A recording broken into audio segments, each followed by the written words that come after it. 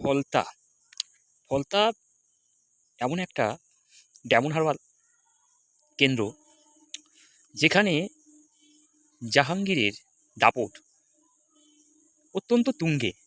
রাজনীতিবিদদের একটা মতামত যেটা শোনা যায়, পশ্চিমবঙ্গে অনেক রাজনৈতিক পতন হয়েছে, উত্থান পতন দুটোই হয়েছে, কিন্তু তৃণমূল জামানায় জাহাঙ্গীর খান যেভাবে একটা খ্যাতি অর্জন করেছে, একটা তার নাম সারা পশ্চিমবাংলায় জয় জয়কার। আজকে ভাবার বিষয়, তৃণমূল আমলে যে জাহাঙ্গীরের নেতৃত্বে সব প্রখ্যাত ক্রিমিনাল, খুনি, আসামি, তারা দিনের পর দিন গরিব মানুষ, অসহায় মানুষ, তারা নুন ভাত দায়ে তারা দোকান চালাতো, ছোটোখাটো কিছু দোকান, উপার্জনের লক্ষ্যে তারা এইভাবে জীবনযাপন করতো। আজকে সেই সকল গরিব মানুষের এটা কিন্তু একপক্ষভাবে কিন্তু একটা হিংসাত্মক হানা বলা চলে।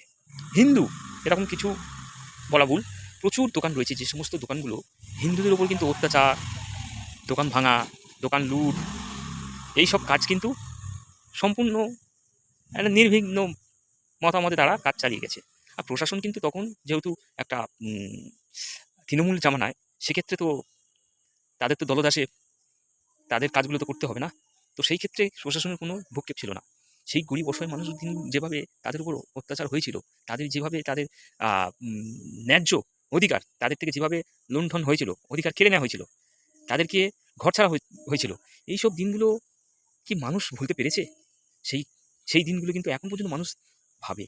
আজকে কিন্তু জাহাঙ্গীরের এই অবস্থার মূল কারণ কিন্তু আজকে তাকে আমরা হাফ প্যান্ট পরে কোমরে দড়ি বেঁধে যেভাবে ওসি থানার অফিসাররা যেভাবে তাকে নিয়ে যাওয়া হচ্ছে রাস্তা দিয়ে, সাধারণ মানুষ কিন্তু হতবাক হয়ে দেখছে। ঠিক কথা, জাহাঙ্গীর কিন্তু তার যে অন্যায়, যেভাবে একটা তার অন্যায় দাপট ছিল, আজকের কিন্তু সে পরিষ্কার স্পষ্ট বুঝতে পেরেছে বলে আজ কিন্তু সে হাত জড়ো করে কান ধরে কিন্তু ক্ষমা প্রার্থনা করছে।